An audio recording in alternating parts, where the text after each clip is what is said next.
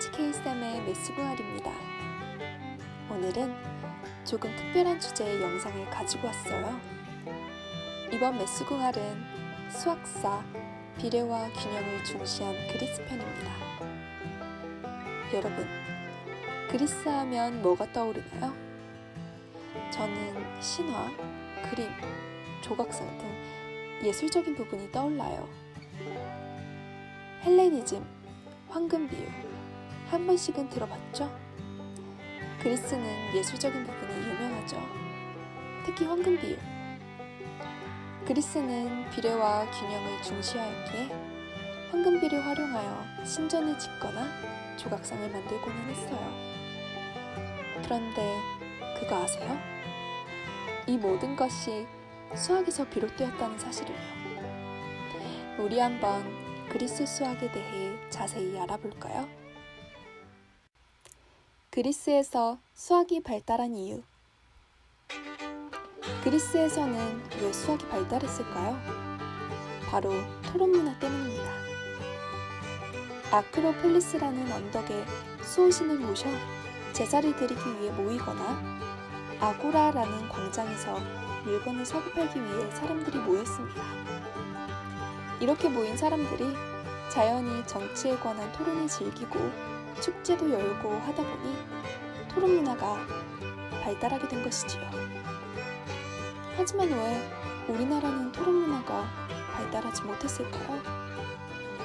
우리나라도 과거에는 마을 입구마다 성황당이나 장승을 세워 마을을 지키려고 했고, 여름철에는 양반은 정자에서, 평민은 마을의 가장 큰 느티나무 아래서 대화의 장을 열었는데 말이죠. 이유는 기후 때문입니다. 우리나라는 온대 몬순 기후라서 겨울에는 시베리아 북서풍의 영향으로 중부지방은 영하 17도에서 18도까지, 북부지방은 영하 20도까지 떨어지고 바람은 살을 애는 듯하며 폭설까지 퍼붓습니다. 여름에는 찌는 듯한 삼복더위에 끈끈하고 습기 찬 날씨가 아주 짜증나지요. 게다가 연중 행사처럼 찾아오는 장마도 견뎌야 하고요. 이에 비하면 그리스는 지중해성 기후라서 겨울에는 따뜻하고 여름에는 건조해 그늘에 들어가면 선을 합니다. 정말 이상적인 기후네요. 갑자기 부럽습니다. 아무튼 그래서 사람들이 자연스럽게 야외 활동을 즐기게 되었고, 서늘한 여름밤에는 축제와 집회, 연극 등을 하기에 좋았습니다. 대화할 수 있는 기회가 많아지면서 사람들의 성격은 개방적이고 사교적으로 변화되었고, 시민의 공동체 의식은 성숙해졌습니다.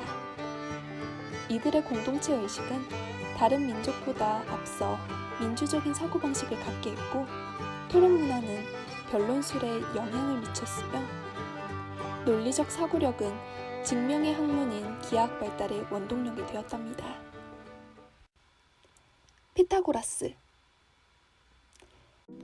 피타고라스는 청년들을 교육하는 공동체를 만들었는데 이들을 피타고라스 학파라고 불렀습니다.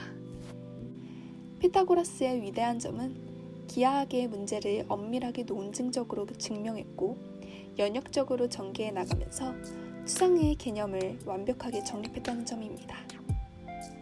피타고라스의 정리는 그가 만들어낸 것은 아닙니다. 수백 년 전부터 다양한 곳에서 활용하고 있었지만 피타고라스가 다양한 방법으로 이 정리를 증명해낸 것입니다. 그는 만물은 수라고 주장한 학자입니다. 수에는 신비한 성질이 있으므로 우주를 수의 속성과 또 수들 사이의 관계로 설명할 수 있다고 철저하게 믿었습니다.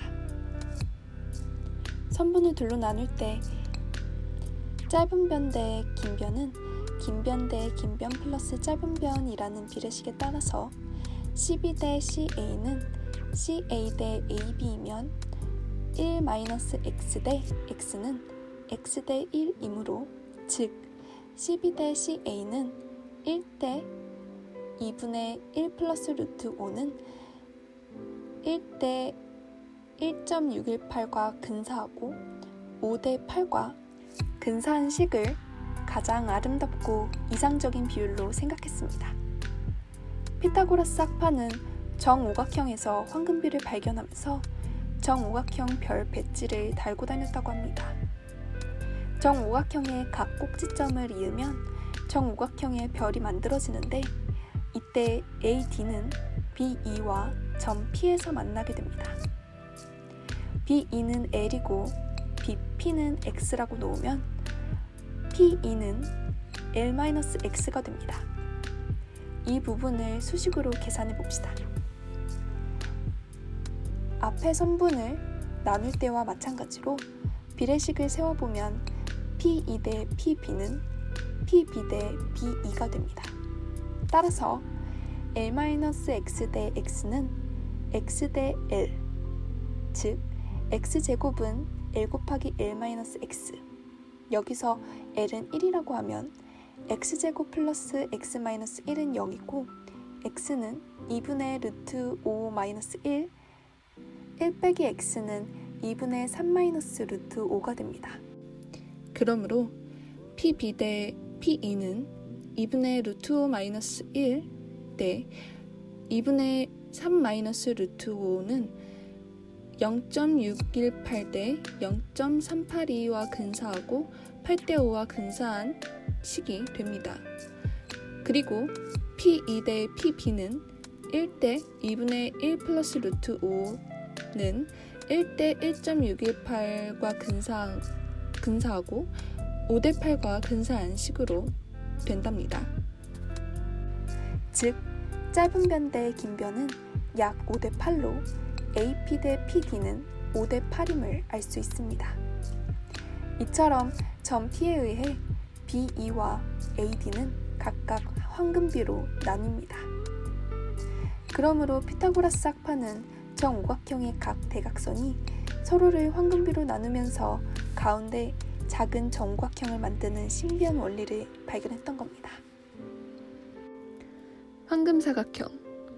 황금사각형은 가로와 세로의 비율이 황금비로 이루어진 사각형을 말합니다. 헬레니즘 문화의 탄생과 종말.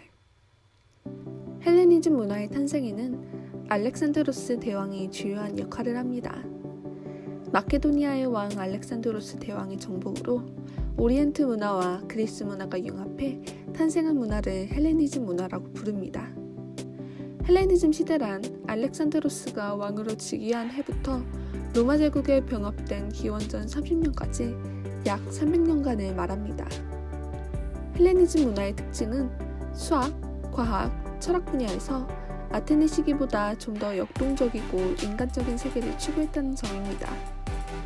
헬레니즘 시대는 알렉산드로스 대왕이 32세라는 젊은 나이에 숨을 거두고 대제국이 권력 싸움으로 3개국으로 분열되면서 종말이 되었습니다.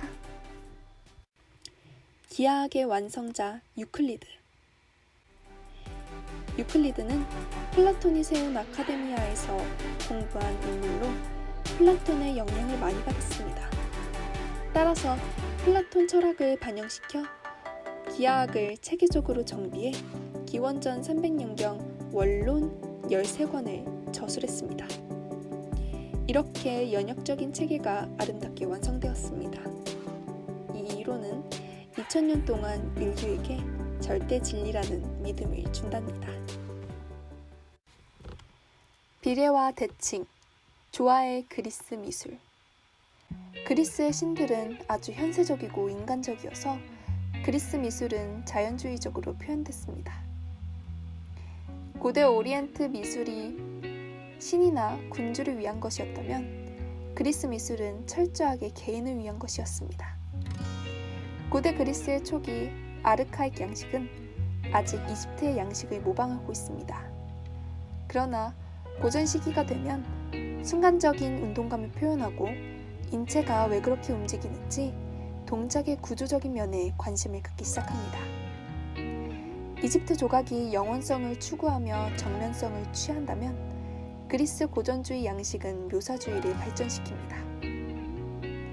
기원전 600년경 수니온 고즈 크로스를 보면 아직까지 이집트의 영향이 남아있어 주먹을 꽉 쥐고서 정면으로 걸어 나오는 긴장된 자세를 취하고 있습니다. 하지만 150년 후 기원전 450년경에 제작된 큰 창을 든 남자를 보면 한 발에 체중을 실은 자세 때문에 훨씬 더 자연스럽고 안정되어 보입니다. 그리스에서는 소크라테스를 비롯해 플라톤, 아리스토텔레스 등 미의 본질을 비례와 질서, 조화로 정의했는데 이러한 사고방식이 미술을 비롯한 모든 분야에 표현된 것입니다. 당시의 대표적인 조각가 폴리크레이토스는 올림픽 경기의 우승자를 이상적인 남자의 모델로 선정합니다. 그는 머리 길이가 신장의 7분의 1인 7등신을 가장 아름다운 인체라고 생각하고 이것을 캐논이라고 불렀습니다. 캐논은 원래 기준이나 규범을 뜻하는 단어입니다.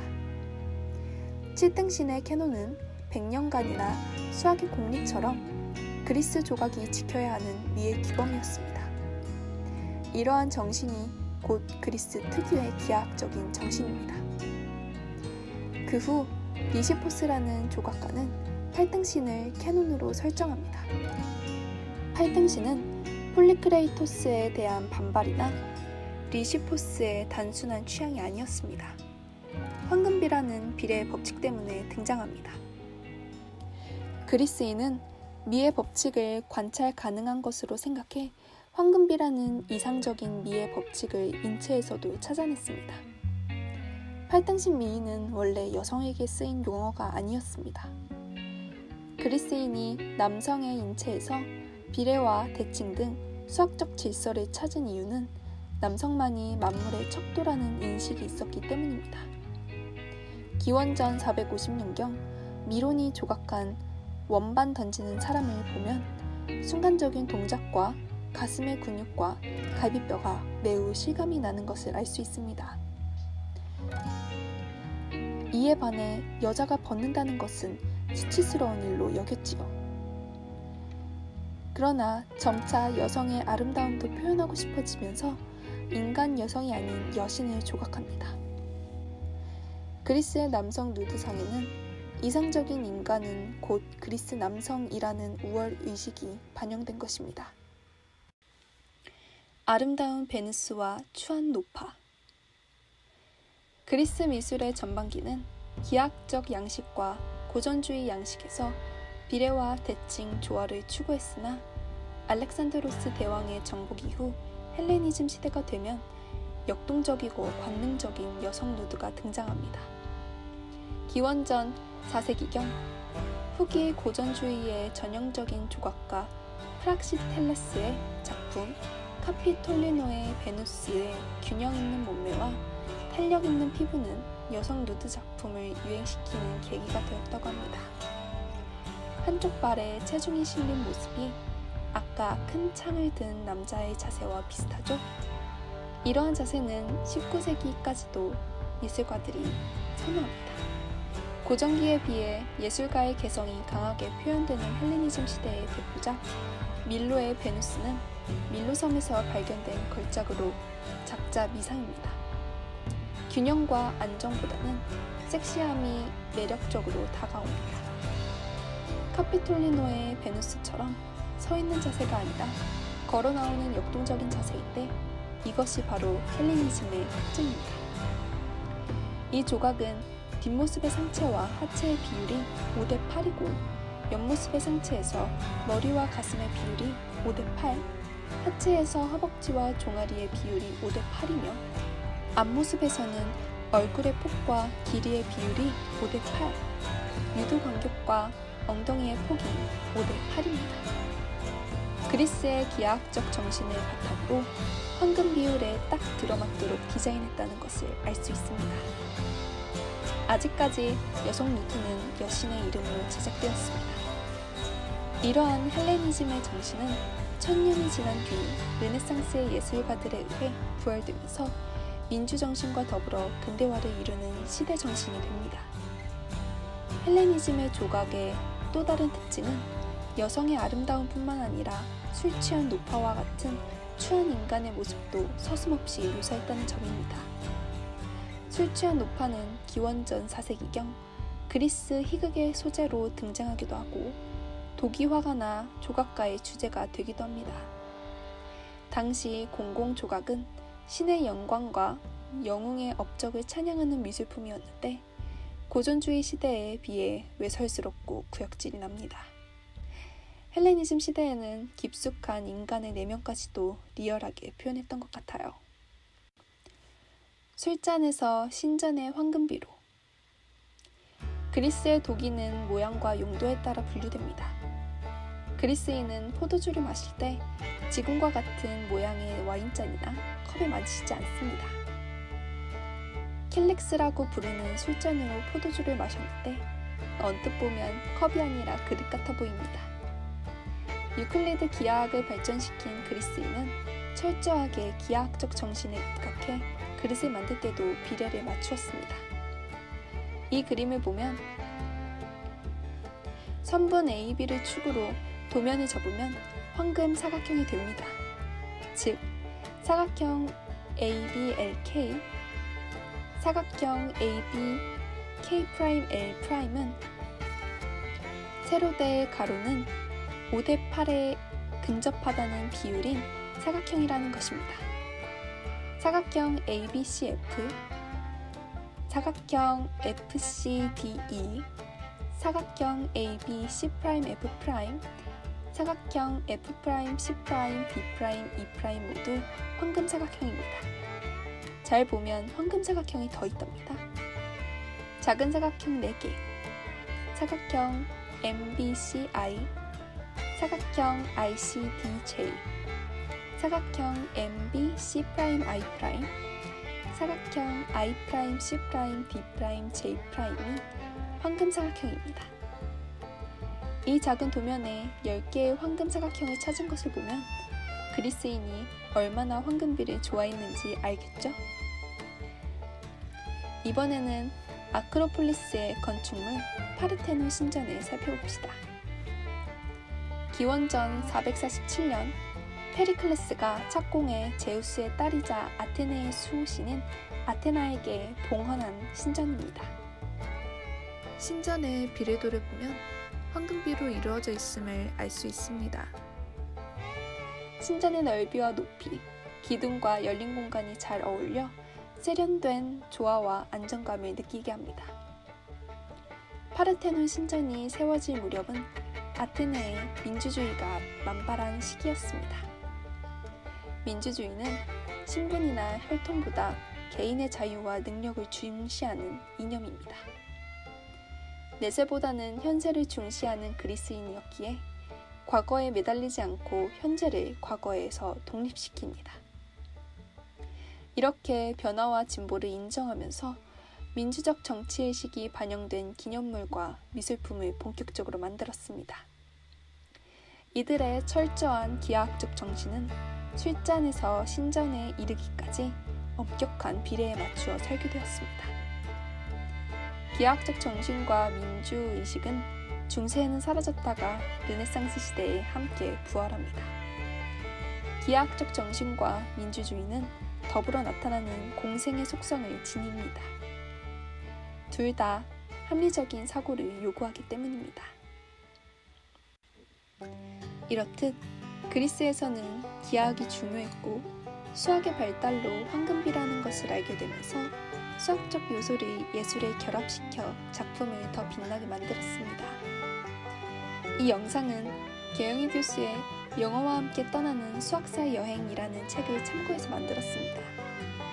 오늘 소개한 소재 이외에도 다양한 소재들이 들어있어 재미있고 유익하답니다. 다양한 수학사에 대해 알고 싶다면 이 책을 읽어보는 것을 추천드립니다. 그럼 이번 영상 여기서 마치도록 하겠습니다. 이 영상이 재밌고 도움이 되었다면 좋아요와 구독, 알림 설정까지 잊지 말아주세요. 감사합니다.